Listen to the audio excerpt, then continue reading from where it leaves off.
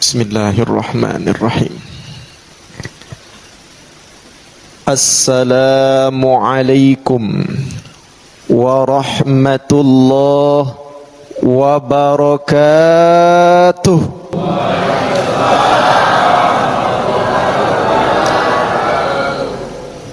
Alhamdulillah. Alhamdulillahilladzi an'amana bi ni'matil imani wal islam.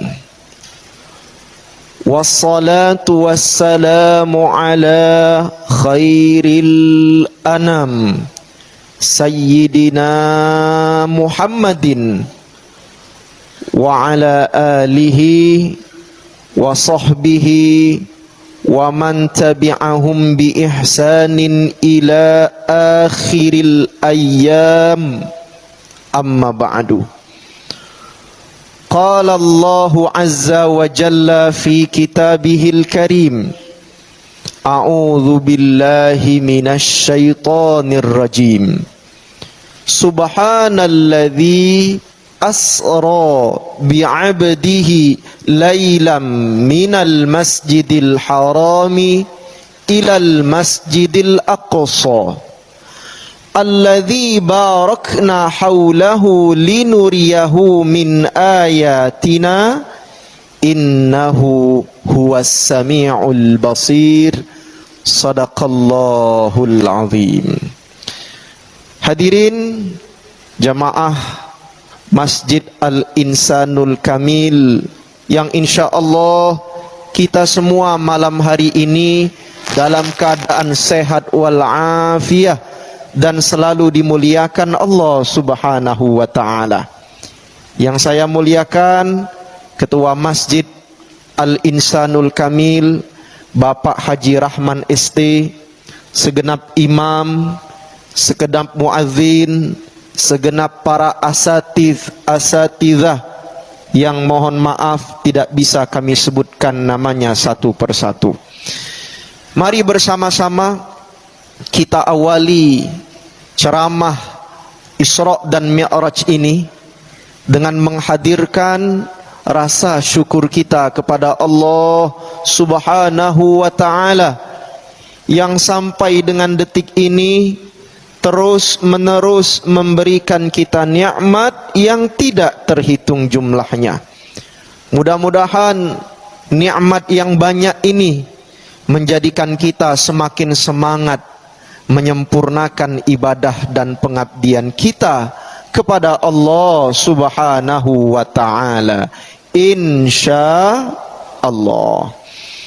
Kemudian mari bersama-sama kita ucapkan salam dan salawat kepada kekasih Allah, baginda Nabi besar Muhammad sallallahu alaihi wasallam, beserta kepada seluruh keluarga beliau yang mulia.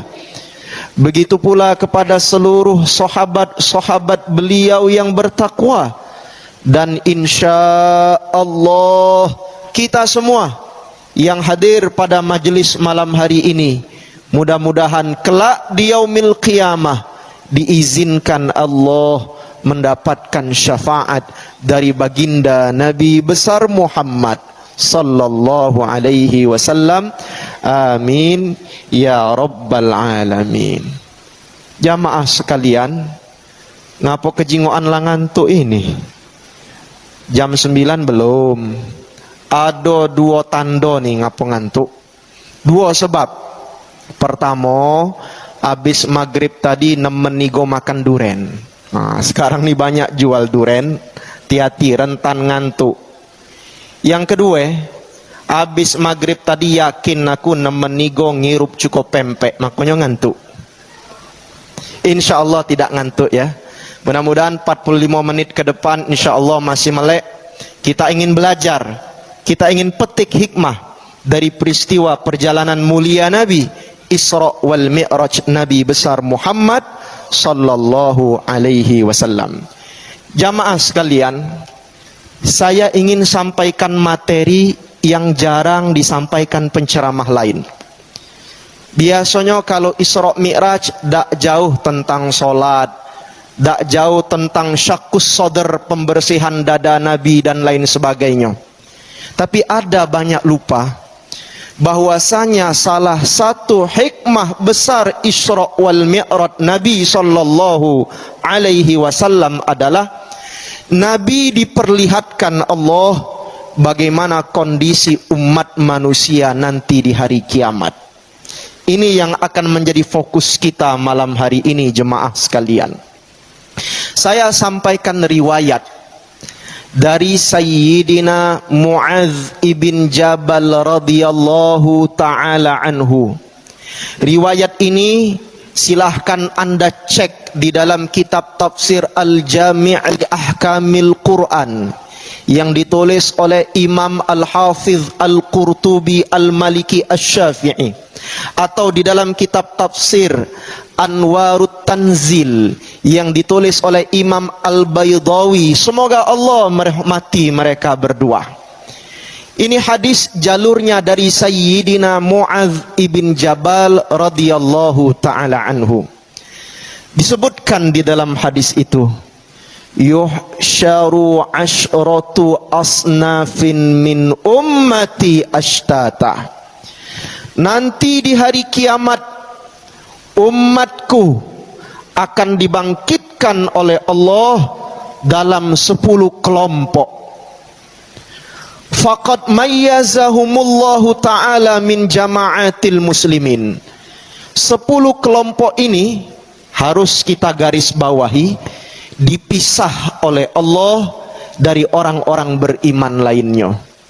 Berarti 10 kelompok ini adalah orang-orang yang bermasalah di mata Allah subhanahu wa ta'ala. Wa baddala suwarahum. Lalu di dalam riwayat itu disebutkan, bukan hanya dipisah dari gerbong kaum muslimin, 10 kelompok ini wajah mereka dirubah oleh Allah, tidak lagi sama seperti wajah mereka ketika mereka hidup di dunia. Pertanyaannya, siapa 10 kelompok ini? Yang pertama disebutkan di dalam riwayat itu, faminhum ala suratil qiradah. Kelompok yang pertama, mereka nanti di hari kiamat ditampakkan bahwasanya nanti wajah mereka dirubah oleh Allah, berubah seperti wajahnya monyet atau kera. Ibu tahu kero, Bu? Kalau pergi ke Bagus Kuning sana, tempat wong main golep, di situ banyak kero Bagus Kuning. Mungkin rainya mirip kero di sana. Ini kelompok pertama. Mereka manusia, tapi mengapa nanti di padang mahsyar bangkit dari kubur rainya berubah jadi rai kero? Disebutkan fal qattatu minan nasi, yakni an-nammamu. Mereka di dunia adalah orang-orang yang selalu mengadu domba manusia, gemar memfitnah orang lain, gemar mengadu domba, bernamimah, seneng nyingok wong lain belago. Ini wong kalau dak bertaubat sebelum meninggal, kalau dia tidak minta maaf dengan orang yang sudah dia fitnah dan adu domba, di hari kiamat kita bisa ciren. Rainya kaget dirubah oleh Allah seperti rainya monyet atau kero. Nih zaman sekarang di mana-mana banyak adu domba, Pak. Ada wong ngadu domba jemaah masjid dengan ketua masjid. Ada wong ngadu domba jemaah masjid dengan pengurus masjid. Ada wong ngadu domba warga dengan ketua RT. Ada wong ngadu domba warga dengan ketua RW. Nah, ini tukang ngadu domba ini. Hati-hati, saya ingatkan. Kalau Anda menebar berita bohong, hoax bahasa sekarang, nebar adu domba permusuhan sehingga orang bermusuhan dengan ketua masjid, bermusuhan dengan pengurus masjid, bermusuhan dengan sesama muslim gara-gara fitnah yang kita sebar, hati-hati. Wajah orang yang demikian di hari kiamat diubah Allah seperti wajahnya monyet. Aku berpikir, Pak, ngapo Nabi sebut rainya rai kero? Kebetulan kami ini dulu masih kecil, tinggal dengan papa mama kami di Bukit Siguntang. Di sana banyak kero juga, kero keramat Siguntang. Dari kecil lah biasa kami bergaul dengan kero. Sampai kero tuh bermain dengan kami, ku elus-elus kepalanya. Masih kecil dulu. Kami kenal sifat kero. Kero itu hobi mengadu domba. Kaget, dia bermain-main dengan dulur mereka sesama kero, main di dekat kita. Kaget dulurnya tuh digegetnya, bejerit dulurnya. Karena dulurnya bejerit, induk-induk yang badan besar gigi betaring itu ngiro kita yang nganggu anaknya, dikejarnya lah kita. Nah, ini sifat kero. Makanya kami berpikir wajar Nabi sebut tukang adu domba menyebar fitnah tanpa fakta. Ini orang tidak ubah seperti sifatnya monyet atau kera. Njuk tahu be kalau bapak berani aman tukang adu domba kau turai kero. Njuk tahu be itu aman berani. Kalau tidak usah ya. Jadikan pelajaran bagi kita, jangan ikut andil dalam menebar api adu domba, apalagi kepada sesama muslim. Kalau datang berita buruk tentang seseorang, caknya imam tadi yang sholat isya misal, kabarnya bebini dua. Ini ngapalah nak ngomongi wong dari belakang. Dari mana berita? Dak tahu, kabar angin.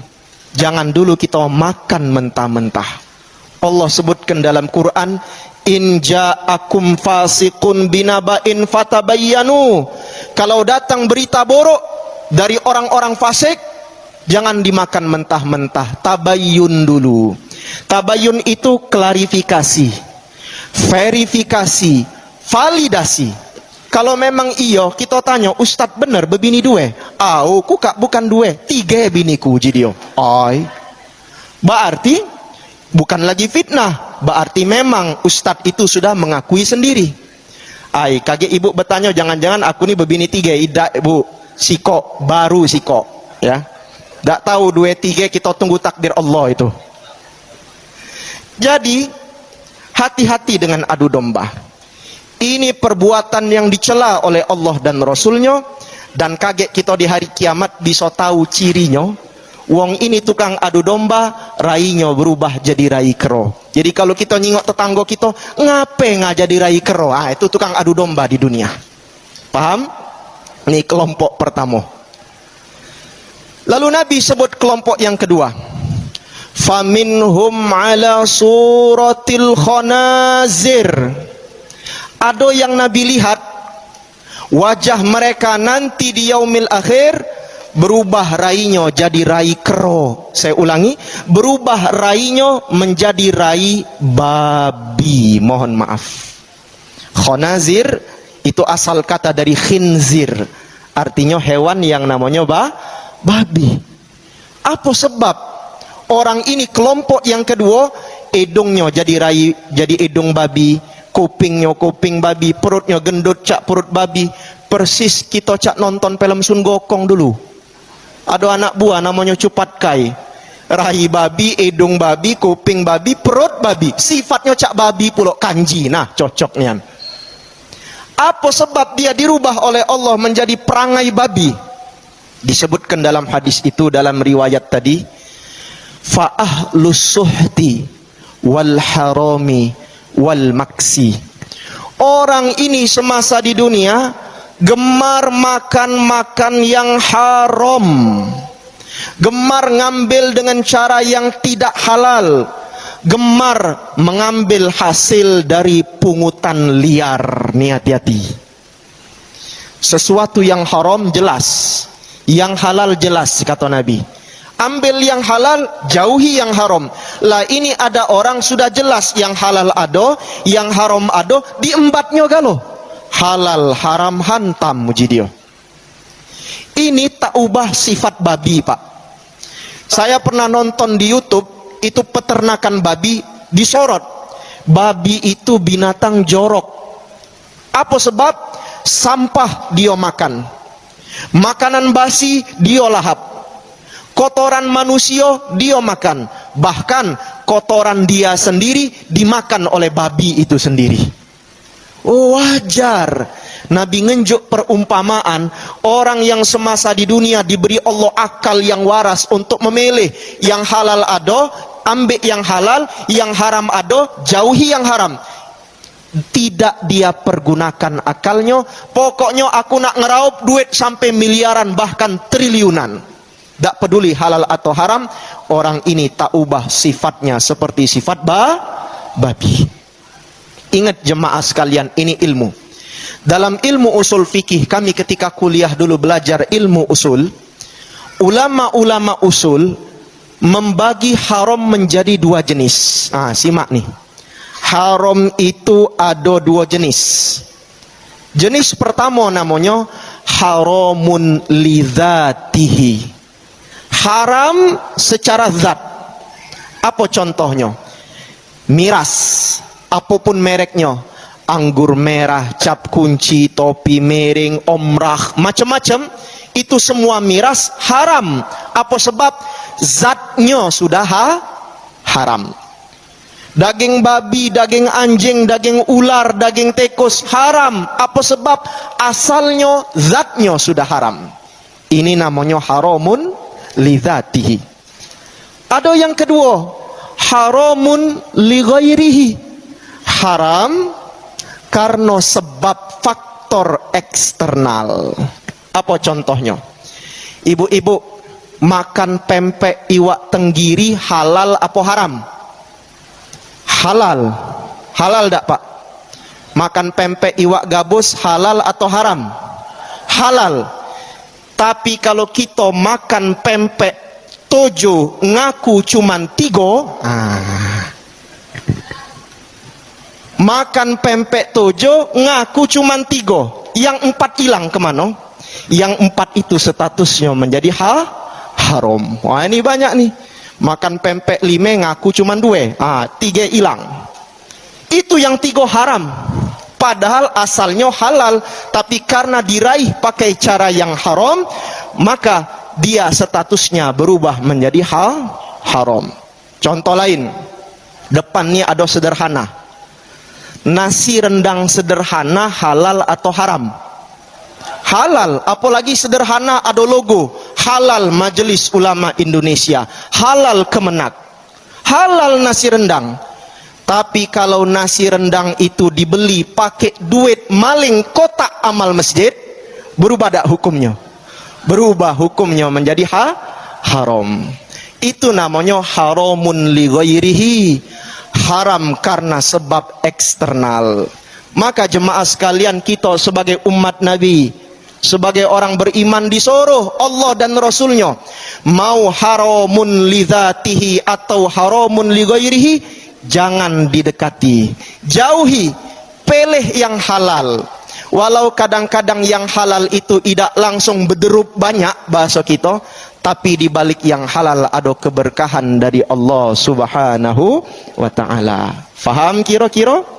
Insya Allah. Ini kelompok yang kedua, mohon maaf wajahnya seperti babi.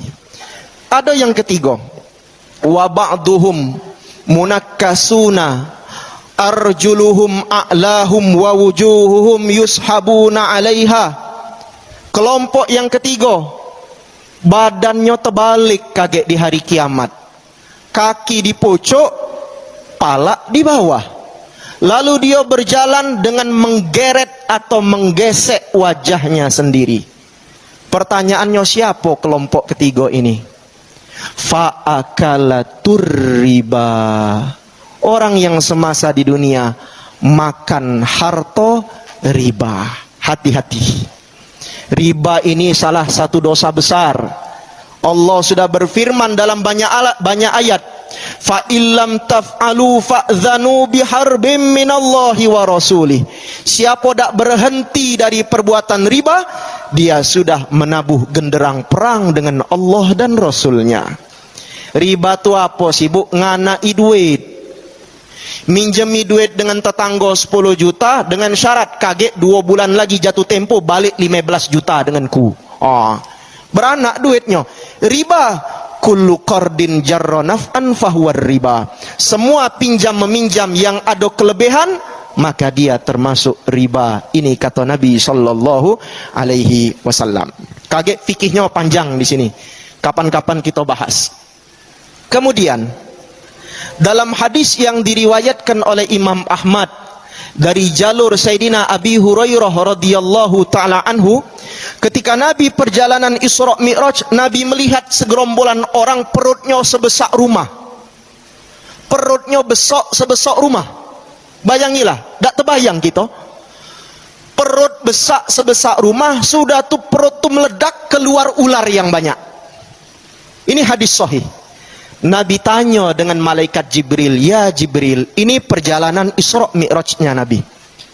Wahai Jibril, apa sebab orang itu perutnya besar langsung meledak keluar ular?" Malaikat Jibril mengatakan, orang itu semasa di dunia makan hasil riba. Na'udzubillah summa na'udzubillah min dzalik. Jadi bukan hanya terbalik, kaki di pojok, pala di bawah, perutnya besar sebesar rumah, meledak karena makan hasil riba. Maka jauhi riba. Tapi zaman sekarang kita nih hidup galau-galau riba. Minimal kurangi porsinya dan banyak-banyak istighfar, bertaubat kepada Allah subhanahu wa ta'ala. Tak pacak sekarang ni riba galau. Nabi sudah ngomong, umat di akhir zaman pasti kena riba walau debunya saja. Karena sistem kita sudah riba. Gaji lewat bank riba, haji disimpan duit di bank riba, bank syariah sekalipun nisbah bagi hasil melok suku bunga Bank Indonesia. Sistemnya sudah seperti itu.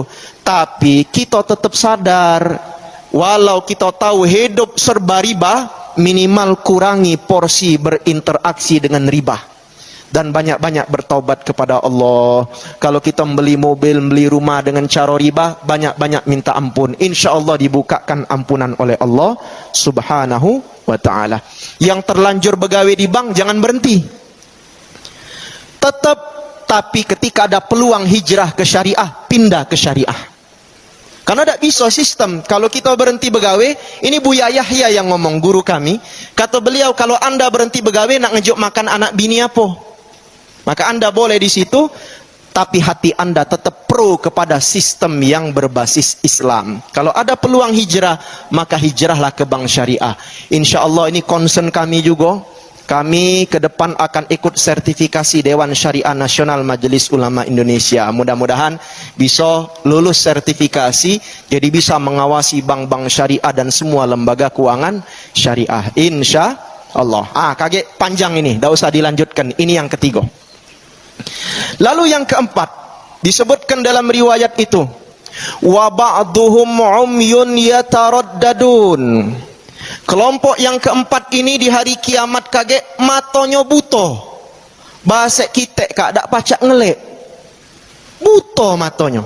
Padahal di dunia matanya biru bisa melihat, putih biru terang. Tapi ketika bangkit dari kubur menuju padang mahsyar, hilang mata penglihatannya, yataraddadun, tambah lagi kebingungan dia. Ini kebingungan bukan di daerah sini, kebingungannya di padang mahsyar. Miliaran manusia di situ berkumpul, sudah kebingungan, matanya buta, dicabut oleh Allah subhanahu wa ta'ala. Siapa orang ini? Maka disebutkan dalam riwayat itu, mayyajuru fil hukmi. Orang ini senang sekali ketika di dunia memain-mainkan hukum, merubah-rubah hukum. Ini yang berseragam hati-hati ini. Polisi, jaksa, hakim, pengacara masuk di sini, hati-hati. Hakim bisa cepat masuk surga, bisa, tapi hakim bisa paling duluan masuk neraka. Makanya ada istilah, seorang hakim itu kakinya dua, kaki kanan di surga, kaki kiri di neraka. Karena seorang hakim termasuk jaksa, pengacara, dan orang yang terlibat hukum sering sekali tergoda untuk memain-mainkan hukum. Contohlah zaman sekarang, yang tidak kriminal dikriminalisasi, yang jelas-jelas maling duit rakyat, merampok uang rakyat, bisa berkeliaran bebas. Bahkan yang kita sedih, merugikan negara 300 triliun rupiah, hukumannya cuma 6 tahun setengah. Palak bapak kau uji aku. Wong tua nenek-nenek maling singkong itu divonis 3 tahun. Maling singkong, berapa harga singkong sebatang? Paling 5.000, 10.000. Ini merugikan negara 300 triliun. Harusnya tembak, hukum mati orang itu. Paham? Makanya wong ini takut Anies Baswedan jadi presiden kemarin tuh. Ada katik politik lagi. Inilah sudah kita harus dukung pemerintah sekarang. Paham? Mudah-mudahan pemerintah sekarang sesuai dengan visi misi mereka, kata Pak Prabowo, kami akan kejar koruptor sampai ke kutub selatan. Kejar, jangan idak. Termasuk kejar yang bangun pagar di Laut Tangerang tuh, kejar tuh siapa tuh? Aliong Akiun Acuan yang terlibat tuh, kejar itu. Jangan cuman ngomong baik, katanya macan Asia kaget kucing. Harus dibuktikan dan kita doakan mudah-mudahan beliau bisa merealisasikan janjinya. Amin ya rabbal alamin.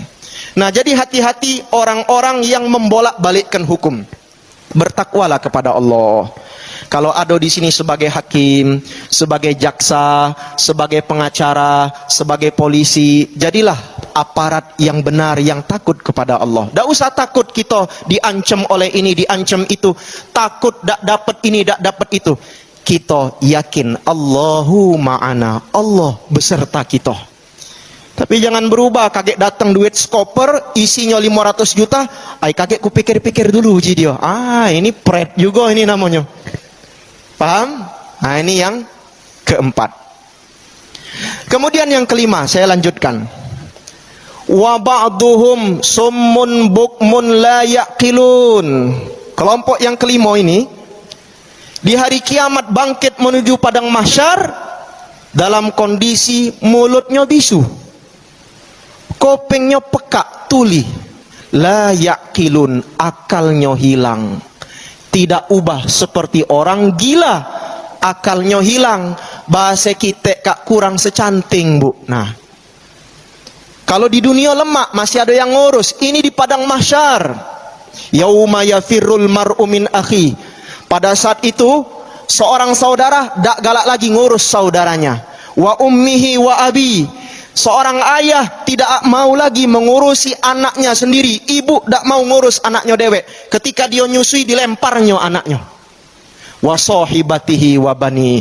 Dan juga orang tidak akan mengurusi dolornya maupun anaknya sendiri. Likulli mri'in yauma idzin sya'nu yughni. Setiap orang pada hari itu ngurusi dirinya dewek. Lah ini kita padang mahsyar yang luas miliaran manusia dari zaman Nabi Adam sampai dengan hari kiamat kaget berkumpul di situ. Matahari jaraknya amat dekat, bahkan ada satu riwayat jaraknya 1 jengkal dari atas kepala kita. Dia buta, dia tuli, gila pule. Mak manalah sengsara wong ini.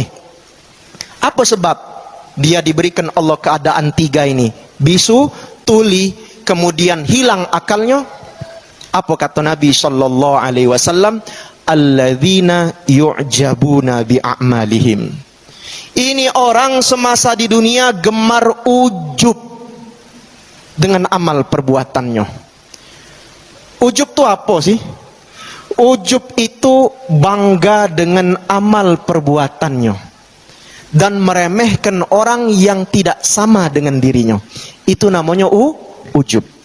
Ujub ini bisa masuk dalam 2 pintu. Bisa masuk dalam pintu ibadah, bisa masuk dalam pintu dunia. Hati-hati. Apa contoh ujub dalam urusan ibadah? Contoh nih, Ade Kuyung baru balik dari haji.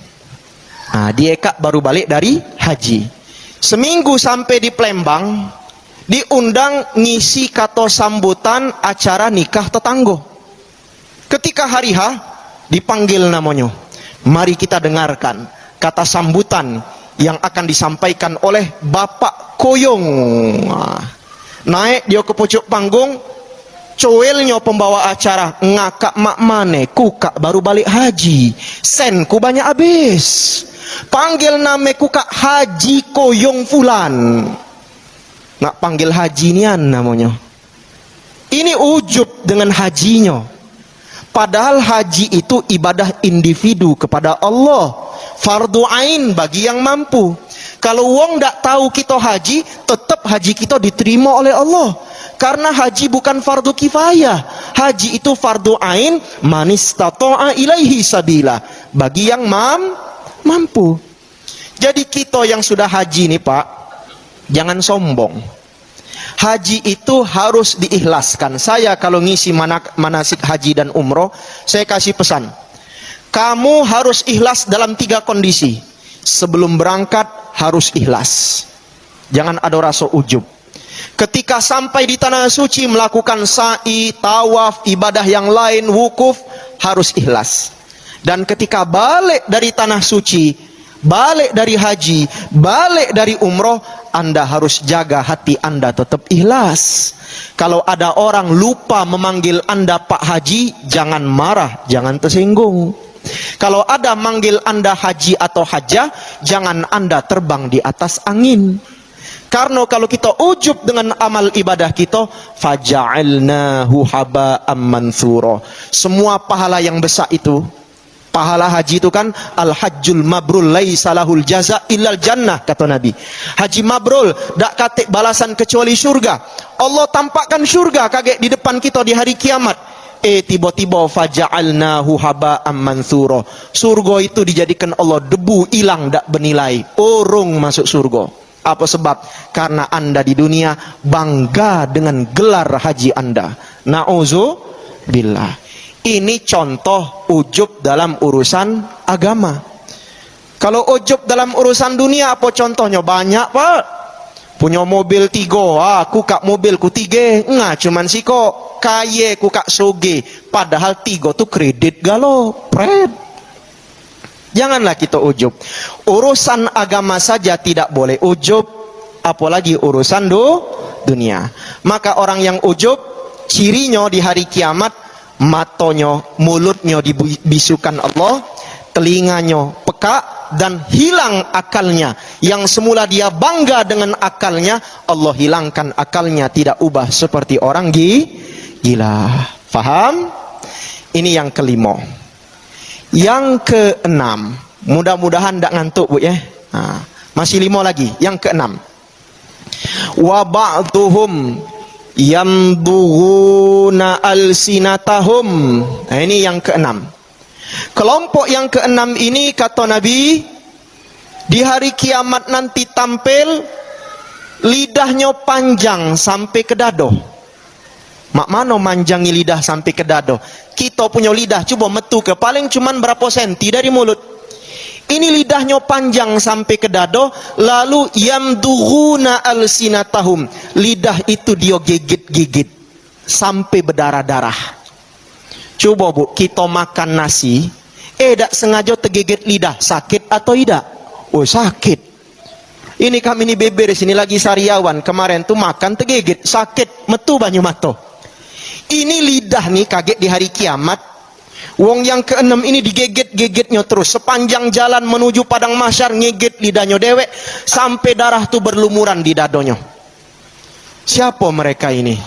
Fal ulama'u wal qusasul ladzi yukhalifu qawluhum fi'lahum. Ini orang disebutkan dalam riwayat itu golongan para ulama, para kiai, para ustadz, para ustazah, para cendikiawan, para guru yang omongannya tidak sesuai dengan perbuatannya. Nyambung dengan hadis riwayat Imam Ahmad dari jalur Sayyidina Anas ibn Malik, hadis sahih. Ketika Nabi terbang Mi'raj, Nabi diperlihatkan Allah ada sekelompok orang lidahnya panjang digunting-guntingnya dewek. Setelah putus, manjang lagi, digunting lagi. Putus, manjang lagi, dia gunting dewek. Nabi Muhammad nanya dengan malaikat Jibril, wahai Jibril, ngapo mereka nih gunting lidahnya dewek?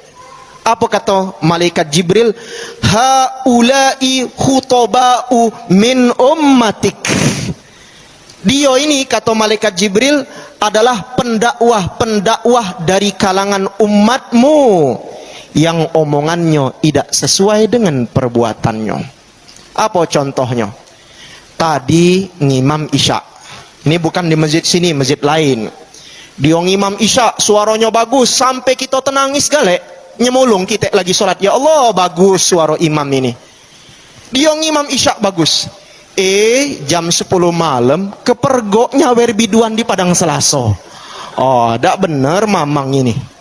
Kira-kira ada dak yang model mak ini? Imam, ngimam tapi hobinya werbiduan pule. Kukira ada tapi di luar sana, tidak di sini. Ini masuk nih ancaman Nabi. Atau ada penceramah ngomong, habis isya ceramah Isra Mi'raj, la taqrabuz zina. Hei, jangan dekati zina. Innahu kana fahishatan wa sa'a sabila. Sesungguhnya zina adalah seburuk-buruk jalan dan perbuatan yang paling keji. Jangan zina, kata dia. Apa yang terjadi? Balik dari ceramah jam 1 malam, mampir di Simpang 3 Soekarno Hatta, nyari yang melambai-lambai di situ. Di sana itu ada gale, yang kope ada, yang koyong ada pule. Yang koyong tuh ada melambai-lambai mak ini, nah ada ku klik. Ngape Ustadz tahu? Apa Ustadz nih hobi pule? Tidak. Kami ini galak balik ceramah malam, keluar dari daerah, masuk daerah sana, biasanya banyak lah nyingok-nyingok lah, melambai-lambai, mbak-mbak nongkrong pinggir jalan, tempat-tempat gelap. Dan kita nih tahu galau, kita daerah sini kan, kita sedih nyingok mereka. Nah, orang ini yang dia ngomong cak ionian, tahu-tahu dia langgar omongannya dewek. Inilah yang disebut Nabi di hari kiamat, ketika Nabi melihat pada peristiwa Isra Mi'raj, mereka menggunting lidah mereka sendiri. Dalam riwayat yang pertama tadi, mereka dipanjangkan lidahnya sambil digigit-gigitnya dewek dan lidahnya berdarah, dan itu berlangsung sampai padang mahsyar. Paham?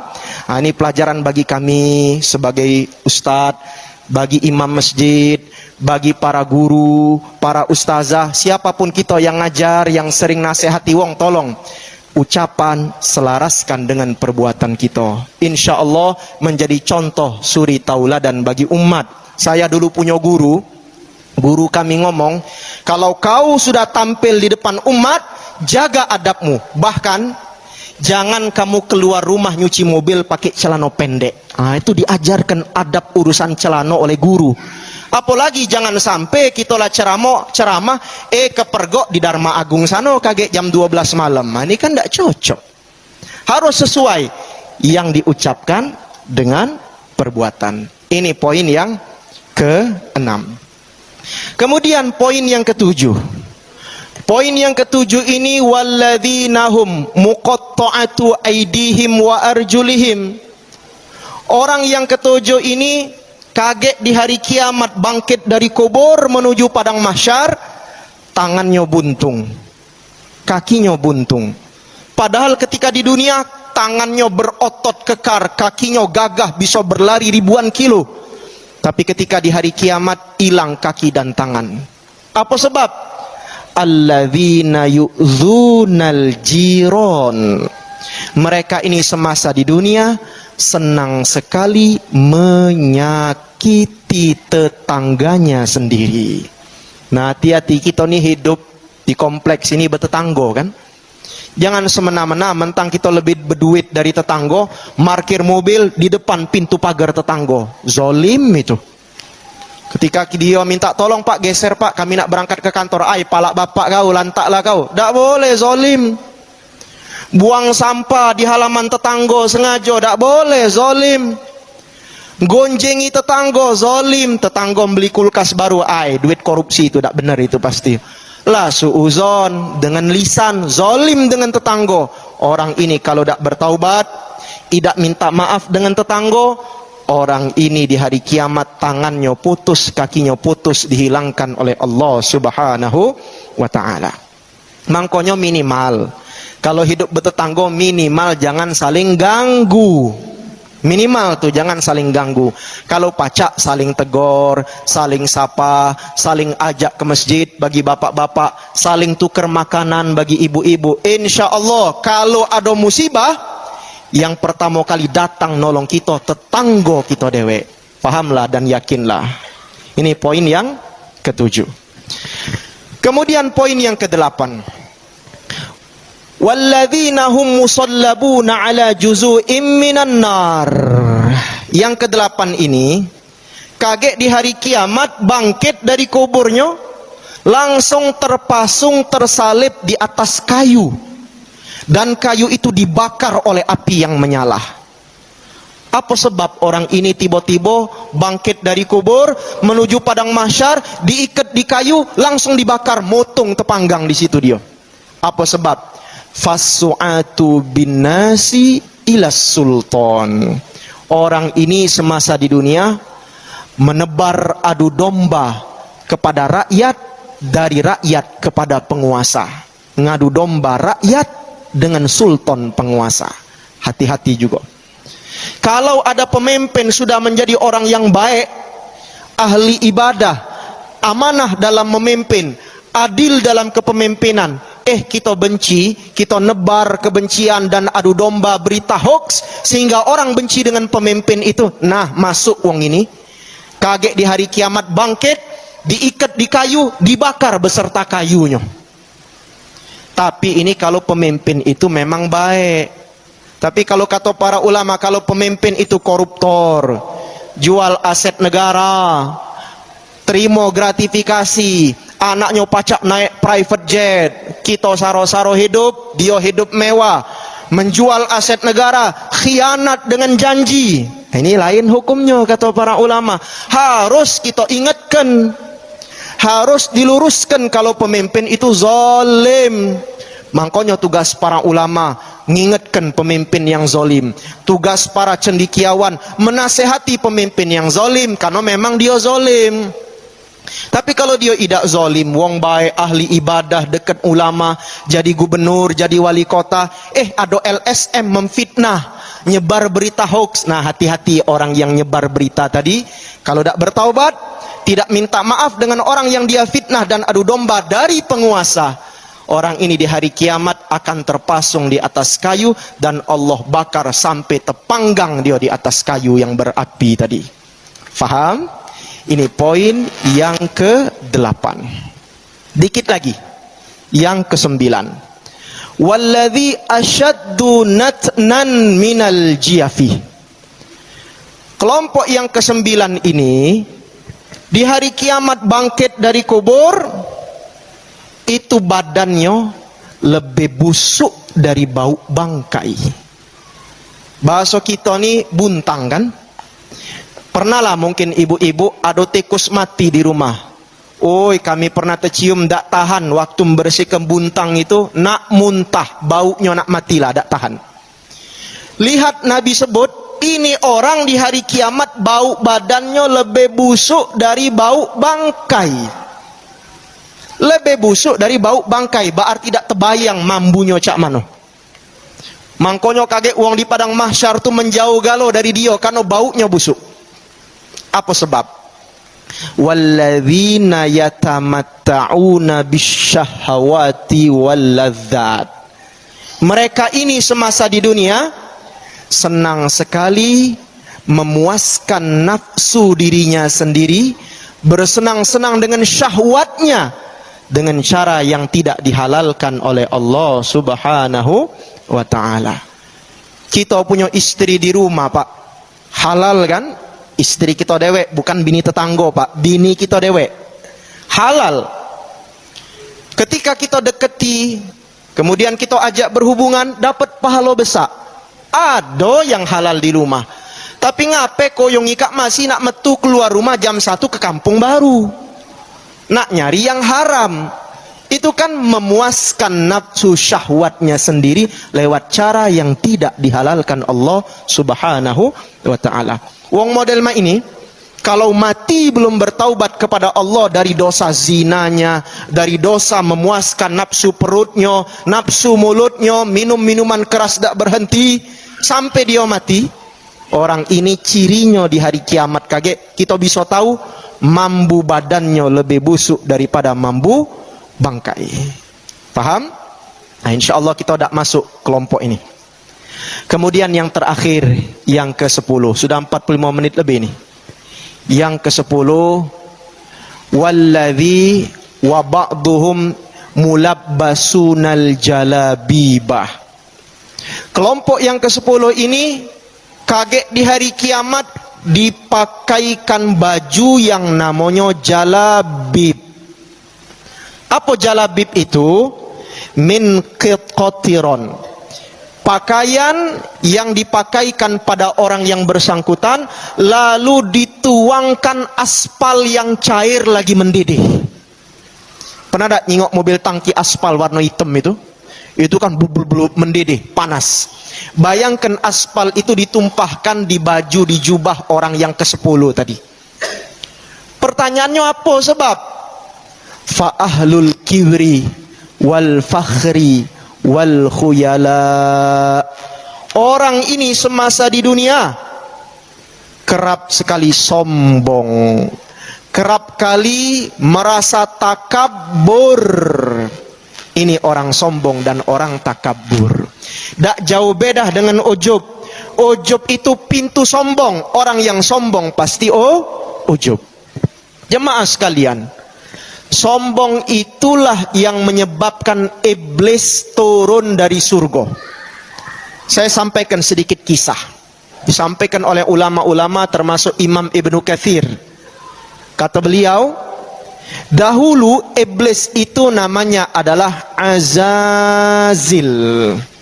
Siapa namanya, Bu?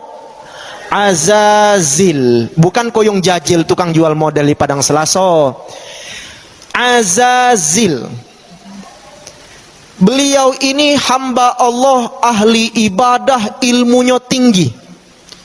Kita yang ada di masjid sini sehebat-hebat ibadah tak pacak ngalai Azazil. Sampai para malaikat hormat dengan Azazil. Lalu Allah menguji. Dengan maha pengetahuan Allah yang maha tahu, Allah uji. Allah ciptakan satu makhluk dari tanah. Namanya Adam alaihi salam. Ketika Nabi Adam sudah diciptakan sempurna, summa khalaqna min ahsani taqwim. Kami ciptakan dalam penciptaan yang paling sempurna. Itu Nabi Adam alaihissalam. Lalu Allah perintahkan wa idz qulna lil malaikatis judu li Adam. Allah perintahkan malaikat sujud. Sujud untuk menghormati, bukan menyembah. Kalau sujud menyembah hanya kepada Allah. Allah perintahkan malaikat, sujudlah kalian menghormati ciptaanku Adam alaihissalam. Maka semua malaikat patuh sujud menghormati Nabi Adam. Kecuali satu tak melok sujud. Siapa dia? Azazil tak melok sujud. Ngapa Azazil tak melok sujud? Dia ngomong, khalaqtani min narin wa khalaqtahu min turab. Wahai Allah, engkau telah menciptakan aku dari api, sedangkan dia dari tanah. Mana mungkin api nak sujud dengan tanah? Sombong atau tidak? Sombong. Apa yang terjadi? Aba, dia membangkang perintah Allah. Wastakbar, dia sombong. Wakana minal kafirin. Detik itu langsung dari hamba yang mulia, posisi di atas, summa rodadnahu asfala safilin, paling bawah, menjadi hamba yang kafir. Namanya pun berubah dari Azazil menjadi iblis. Maka hati-hati, jauhi sifat sombong. Walaupun kita sekarang pangkat ada 4 di pundak kita, walau titel doktor, profesor, walau ustadz, kiai, habib, jangan sombong. Karena orang yang sombong mewarisi sifat iblis. Lihatlah Fir'aun sombong. Mak mana sombongnya Fir'aun? Dia ngomong, fa ana rabbukumul a'la, aku Tuhanmu yang paling tinggi, kata Fir'aun. Endingnya mak mana? Allah matikan secara hina, tenggelam ketika mengejar pasukan Nabi Musa alaihi salam. Qarun, bagaimana ending hidupnya Qarun? Qarun ini ibarat zaman kita sekarang, 9 nagonyo dari Fir'aun. Itu Qarun yang memasok duit banyak, kaya. Tapi apa ending hidupnya? Dia sombong. Apa kata Qarun? Semua harta ini karenaku, bukan karena yang lain. Sombong dia. Apa yang terjadi? Allah tenggelamkan Qarun ke perut bumi beserta seluruh isi daripada harta-hartanya sendiri. Ditenggelamkan Allah ke tanah. Makanya ada istilah kita gali tanah nemu harta karun. Itu kiasnya dari kemungkinan harta yang ikut tenggelam bersama Qarun. Jadi semua orang yang sombong endingnya buruk, endingnya binasa. Karena tidak layak makhluk memiliki sifat sombong. Maka kita mesti sepakat, ibu dan bapak sekalian, terakhir menggenapi sampai 1 jam terakhir, orang kaya yang sombong adalah kawan iblis. Setuju atau tidak? Setuju apa tidak? Orang pinter yang sombong adalah kawan iblis. Setuju. Orang yang bernama seorang pejabat yang sombong, kawan iblis. Setuju atau tidak? Semua kawan iblis yang sombong itu. Tapi ada yang lebih parah. Sudah miskin, rai jahat, mambu kelek, hawa bau nago, sombong. Hoi, kau bukan lagi kawan iblis, kau telah jadi iblis. Na'udzubillah. Maka sebagai hamba Allah, jadilah hamba yang tawadu. Tawadu itu apa sih? Kepada Allah, merendahkan diri serendah-rendahnya. Makanya kita tadi sholat isya, sujud, ini kepala lebih rendah dari bokong. Padahal di dalam bokong kita ini ada kotoran. Tapi ngapo kepala yang kalau kita pegang kepala orang lain marah dia? Ini kan kepala simbol kemuliaan. Kalau ketika sujud kita taruh lebih rendah dari bokong, ini simbol kalau kepada Allah kita merendahkan diri serendah-rendahnya. Tapi kalau sesama manusia, saya dengan bapak, saya dengan ibu, kita dengan sesama manusia, jangan merendahkan diri. Tapi yang berlaku adalah merendahkan hati. Tidak sombong, tidak ngerasa lebih baik dari orang lain. Saya yang ngomong tidak merasa lebih baik daripada yang mendengar. Yang mendengar tidak merasa lebih baik dari yang ngomong. Kita sama-sama di hadapan Allah, hamba Allah. Yang membedakan kita adalah kadar ibadah ketakwaan kita kepada Allah Subhanahu wa ta'ala. Maka jangan sombong, insya Allah Anda berjaya. Wa ma tawaddu'al abdu bal rafa'ahu Allah. Tidaklah seseorang tawadu, dia tidak sombong, tidak takabur, tidak ujub. Justru kata Nabi, derajatnya diangkat setinggi-tingginya di sisi Allah Subhanahu wa ta'ala. Faham kira-kira? Nabi saja yang mana dia maksum, pasti masuk surga, suci dari dosa, beliau tidak pernah sombong. Bahkan beliau pun sholat sampai kakinya bengkak. Beliau istighfar sehari 100 kali. Itu Nabi. Padahal beliau sudah dijamin masuk surga. Beliau mencontohkan untuk tidak menjadi hamba yang sombong dan takabur. Ini baru jadi pejabat dikit dapat mobil dinas, negor bela gida sekarang. Na'udzubillah. Baik. Inilah 10 kelompok yang merupakan gambaran Nabi yang bakal terjadi nanti di yaumil qiyamah. Dan ini hikmah yang harus disampaikan pada momen Isra dan Mi'raj Nabi besar Muhammad sallallahu alaihi wasallam. Silahkan buka referensi, saya bukan ngarang-ngarang, kitab tafsir Al-Jami' li Ahkamil Quran yang ditulis oleh Imam Al-Hafiz Al-Qurtubi Al-Maliki Al-Andalusi ketika beliau menafsirkan Quran surah An-Naba ayat ke-18, yauma yunfahu fis suri fatatuna afwaja. Baik, saya kira ini saja. Sudah hampir 1 jam saya berdiri, tidak terasa. Tadi mulai jam 8:45, sekarang 9:40. Saya kira ini saja. Wal akhiru walhamdulillahi rabbil alamin. Mudah-mudahan majelis kita Isra wal Mi'raj malam hari ini menjadi sebab sebagaimana kita berkumpul di dunia di masjid Allah yang mulia, nanti di akhirat bersama-sama berkumpul di dalam surga Allah yang tertinggi. Amin ya rabbal alamin. Mari sama-sama kita akhiri dengan bermunajat, berdoa kepada Allah Subhanahu wa ta'ala. A'udzubillahi minasyaitonir rajim. Bismillahirrahmanirrahim. Alhamdulillahi rabbil alamin wal aqibatu lil muttaqin wala udwana illa 'alal zalimin. Allahumma salli wa sallim wa barik ala sayyidina Muhammadin sayyidil mursalin wa ala alihi wa ashabihi ajma'in. Allahumma auzi'na an nashkura ni'mataka allati an'amta alaina wa ala walidina wa an na'mala salihan tardah bi rahmatika min ibadikas salihin. Allahumma ya Allah, anugerahkan kepada kami ilham untuk dapat mensyukuri semua nikmat yang telah Engkau titipkan kepada kami. Begitu pula kepada kedua orang tua kami. Anugerahkan kami kekuatan lahir dan batin untuk dapat menjalankan semua ibadah dan amal-amal ketaatan kerana-Mu. Dan jadikan kami semua sebagai hamba-hamba yang istiqamah di dalam ketakwaan kepada-Mu. Allahumma la tada' lana dhanban illa ghafartah. Ya Allah, jika seandainya pada majlis ini ada di antara kami yang memikul dosa begitu banyak, ampuni dan maafkan kami atas semua dosa-dosa kami. Wala maridhan illa syafaitah. Jika seandainya ada di antara kami saat ini yang sedang sakit, tolong ya Allah sembuhkan ia dari penyakitnya. Wala dainan illa qadaitah. Jika seandainya ada di antara kami yang terlilit hutang, lunasi semua hutang-hutangnya. Wala hajatan min hawaijid dunya wal akhirah illa qadaitaha ya rabbal alamin. Dan jika seandainya ada di antara kami yang memiliki hajat dan cita-cita luhur, kabulkan ya Allah dan wujudkan semua hajat dan cita-cita luhurnya.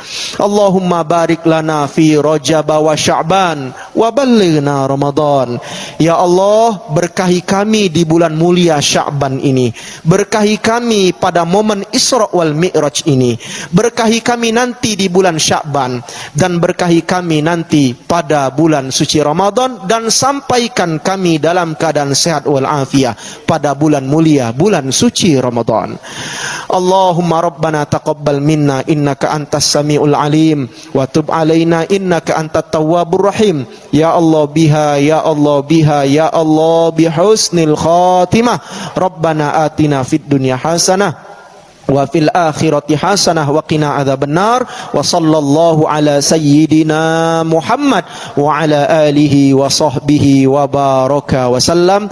Walhamdulillahi rabbil alamin. Lebih dan kurang kami mohon maaf, kepada Allah kami mohon ampun. Subhanakallahumma wa bihamdika asyhadu an la ilaha illa anta nastaghfiruka wa natubu ilaik. Billahi taufik wal hidayah. Wassalamu alaikum warahmatullahi wabarakatuh.